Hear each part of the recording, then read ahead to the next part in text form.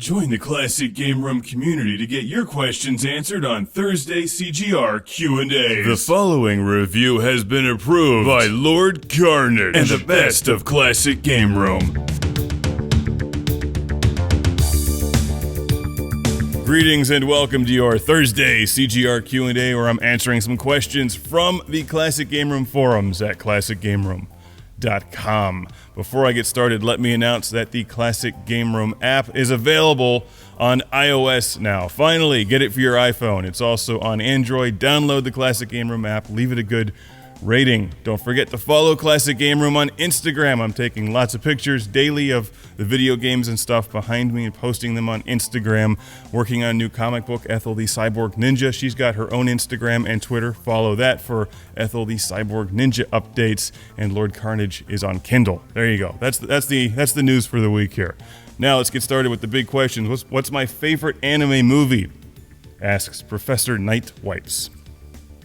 Professor Nightwipes. Favorite anime movie? Well, it's probably Akira or Ghost in the Shell, but I also love Ninja Scroll. Recently watched all of Knights of Sidonia on Netflix. That's excellent. I love the manga too. And I've seen a lot of great anime. I've seen a lot of horrible anime, but a lot of good ones. But those are the ones I grew up with that stick out. Let's see. Sizzle86 asks, am I going to miss Letterman? I haven't watched late night TV in like 20 years, so I didn't even know he was still on. I guess I kind of did, but I like David Letterman, just didn't watch it. Would Jar Jar be an acceptable replacement? No. Let's see, what was the first time that you saw or played a Vectrex like? Asks Grassy Noel. Well, it was pretty awesome. In fact, I bought a Vectrex before I even played one back in the day. Back in 2008 or 9, they really weren't that expensive, so I bought one with a bunch of games, and I'm still enjoying it. I kind of knew what it was going to be like, because I like vector graphics games like Asteroids and the old Star Wars arcade game, but definitely impressed by the Vectrex. It's great. It was like a spiritual awakening. Vectrex. Awesome. What's my stance on all the recent next-gen remasters? Asks the Doctor. Let's see if I can speak this morning. Well, there's a lot of remasters and remakes and sequels because when a company creates a brand like Mario or Sonic or Grand Theft Auto or Call of Duty or whatever, that brand has equity and it's a recognizable name and it's got fans, and you can't just let that go.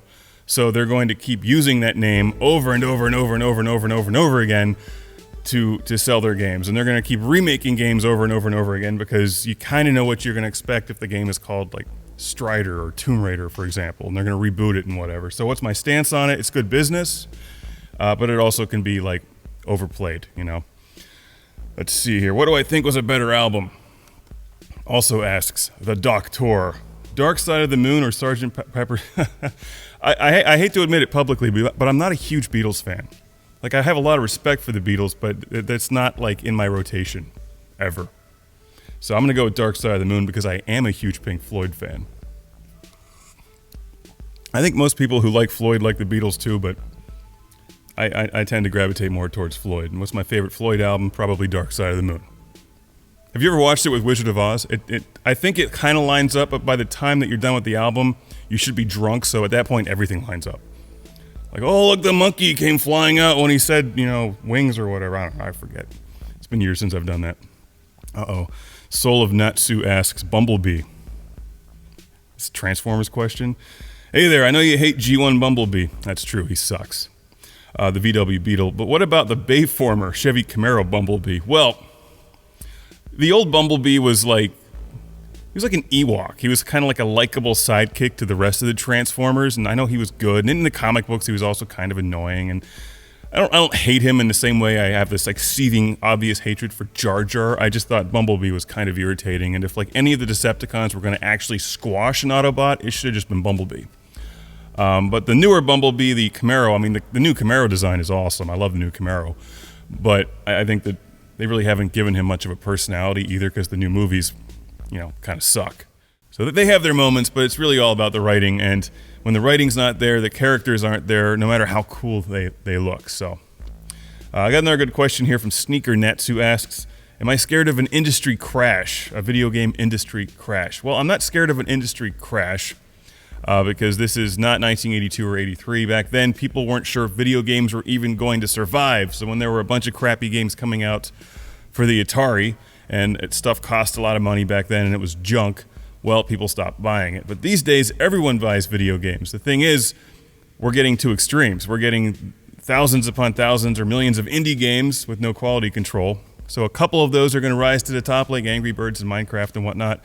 And then we're getting our 4 or 5, the number is going down steadily, giant releases every year because it costs so much money to release a big AAA title that they can't put out a whole lot of them.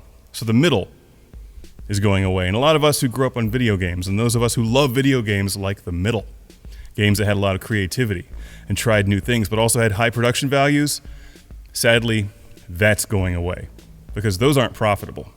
So there won't be an industry crash because, well, they're severing ties to the games that were good. And you can be bitter about it, but what are you going to do? I mean, back in the day, we used to be able to play games like Pac-Man on a quarter, right? Seems silly. That was their business model. These days, the business model is freemium and never-ending AAA titles. So, thankfully, you can always go to the store, buy an Atari, buy a Vectrex, buy a Sega Genesis or a Super Nintendo or an N64 or something and enjoy that game library because they're not going away. Unless you buy them all. Then I guess they are going away. All right, got a bunch of other questions here. Let's keep going. Mark, what do you do in your free time? I don't have a whole lot of free time, but it's a secret. I do enjoy video games. I like to cook. I like food. And otherwise, I'm actually not very exciting. Let's see. How do I catalog all my games? The short answer is poorly. Thankfully, other people help me with that. Let's see. They're all in a database, so I know what we have, and I try to organize it. I'm going to be redoing the shelves here in the next year by game system alphabetically, so it's easier to pick them out of the shelves. But everything is cataloged digitally, at least at the moment. All right, got a question here from Deschul3. I enjoyed watching your documentary on the 1894 World's Fair in Chicago. It was the 1893 World's Fair in Chicago. You weren't paying attention. How'd you get Gene Wilder to narrate the film? Well, 10 years ago I was doing documentary work and the business would budget to hire an actor or a narrator. And we hired Gene Wilder, who liked the script. And I've worked with a bunch of actors over the years, and he was awesome. He was so much fun to work with and extremely nice. I'm not just saying that because I'm on the internet. I always tell people how much fun it was to work with Gene Wilder. And we hung out and had a sandwich for lunch and talked about some of his movies and stuff. And I just remember, this is how I judge if I like working with an actor or not, which I don't work with too many actors anymore because I don't have patience. But he walked in and was nice to everybody. Like a little thing like that. You'd think wouldn't be a big deal, but he'd be surprised. He was very nice. He was nice to everyone. And very talented, obviously. All right, let's continue moving along. I can't believe that was already 10 years ago. No idea where that goes. Time goes. Let's see, where does Mark keep his awesome CGR garage car collection? They're actually in most of the cars are in a bin over there. And I'm putting some more shelving off camera that you can't see, and hopefully we'll be putting some more things out to display and organize the Classic Game Room collection, which is just giant these days. Mark, did you or anyone in the Intergalactic Space Arcade celebrate Top Gun Day? I didn't know it was Top Gun Day. When's Top Gun Day? I should have gone to the Danger Zone that day. On May 13th. No. Why didn't anyone tell me earlier? I was celebrated by rocking out to the Top Gun album, which I do a lot anyway. I am reviewing another Top Gun game soon. I took it from the to-do pile and then put it into the on-deck pile, which is one step further to actually one step closer to being reviewed. I think it was Top Gun Fire at Will for the PlayStation. You'll be seeing that review sometime soon. Badcat109 asks, robotic Sega Genesis bent on destruction of mankind. Sounds promising. It's cold January morning, the year is 2084. A young man proceeds to his living room to enjoy a nice, relaxing game of Truxton. This better not be one of these surprise Jar Jar things. He retrieves his game cartridge and proceeds to insert it into his Genesis. Suddenly, an explosion. As the smoke clears, it becomes clear that mankind's worst fear has been realized. He and all Genesis games alike begin to take on their true form, robotic death machines bent on the destruction of mankind. My question remains, would you join mankind in their struggle to survive, or join the Genesis in its plight of destruction? I'm going to go with the Genesis on that one. Who shot first, Greedo or Han Solo? Asks Ben Drown33. Ben, you know the answer to this. Come on. If I had an unlimited budget, what would I do with it? That would be dangerous. Well, I would certainly have more exterior shots of the Intergalactic Space Arcade. Probably a bunch of like cyborgs running around and real lasers. Also, I would turn my comic books into movies. That wouldn't suck. New Jurassic Park movie. I've heard about that, but I haven't seen it. Of course, it may not be out yet. Yum Cha Kippur asks, what is my favorite Rush album? Moving Pictures. Logic the Juice asks, I just turned 31. What beer do you recommend for my CGR mug? Whatever kind of beer you like, as long as it's good. And then have more than one of them.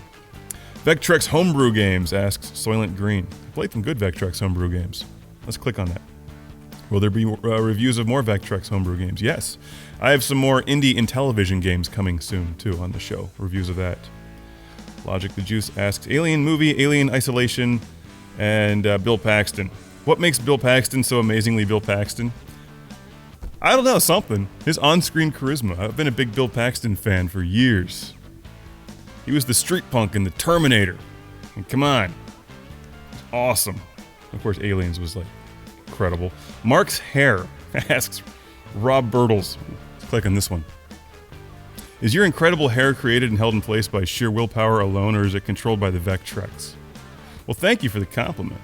It's actually kind of unruly and like bushy. At the moment, it's really long. That's why I'm wearing a hat. Definitely held in place by the Vectrex.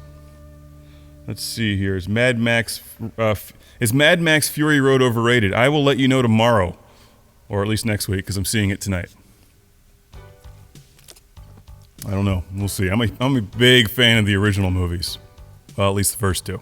Cervantes asks, what do I think of virtual reality devices like Oculus, Steam VR, Morpheus? Well, virtual reality is the next progression of video games, for video games.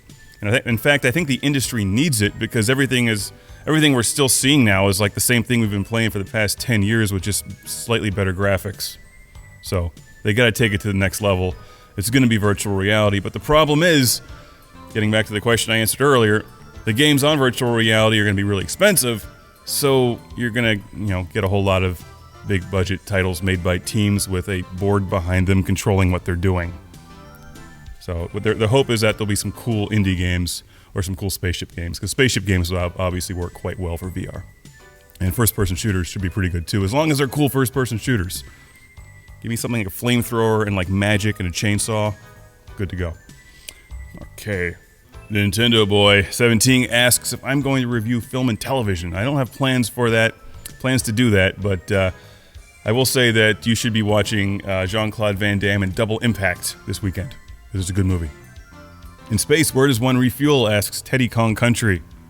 Happy hour. And if Hollywood wanted to make a movie about you, who would play me, and would I say yes?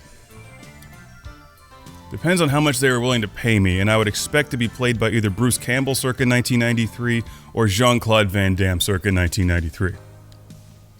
Or Roger Moore circa 1971. We all look very similar. Or Billy D. Williams. iCarnage asks if I think it would be a good idea for Nintendo to make NES or other NES consoles similar to the Flashback 2 Plus. Well, Atari didn't really make the Flashback 2 Plus. It was like licensed, and Nintendo, I don't know what they're doing. The thing with Nintendo is they've got these crazy ideas that when they work, everyone's like, oh, Nintendo's a genius. They've changed the world. And when they don't work, everyone's like, you suck. This is the stupidest thing ever. So I think they're kind of on a low point right now, but I would never count Nintendo out. Let's just say that. They've still got the best characters in the game industry. So I think the hardware battle in the future is just a losing battle. So if they get out of that, like Sega getting out of that, that might be a good idea. The difference is Nintendo's still making good games. I think Sega should just stick to the Yakuza series and drop Sonic altogether at this point. What do I like and dislike about Return of the Jedi? Asks Smash Brothers Maestro.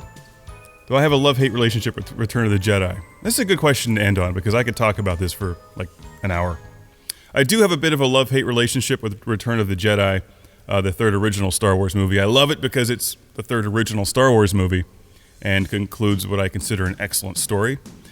I dislike it in that it wasn't as well made as the first two. Like the scene where... What is it? Is that like the thing on Endor explodes and then Han Solo like jumps into the bush? That is shot like some kids filming that in the backyard.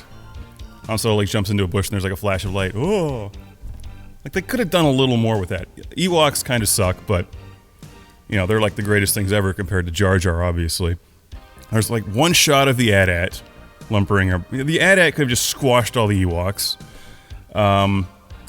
So it's got like high points and low points. The space scene at the end of it is incredible. I love the part where Lando and the alien are like flying through the Death Star, and Luke's lightsaber duel is really cool. And but the directing wasn't as good. The overall production wasn't, in some respects, wasn't quite as good as the first two. Even though the Death Star scene was amazing. So it's got its ups and downs. The weakest of the original trilogy, but still a great part of the trilogy nonetheless.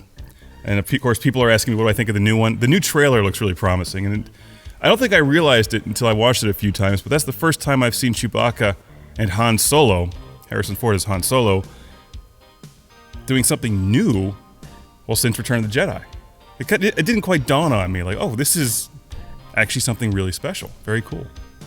Although secretly I imagine he probably hates playing that role over and over again. I'm sure the paycheck's good, though. You could hire me to play Han Solo. Like a deformed, bad clone of Han Solo. An incompetent, deformed, bad clone of Han Solo with great taste in video games. The Best of Classic Game Room is now on DVD, Blu-ray, and Hyper Laser Vision album set.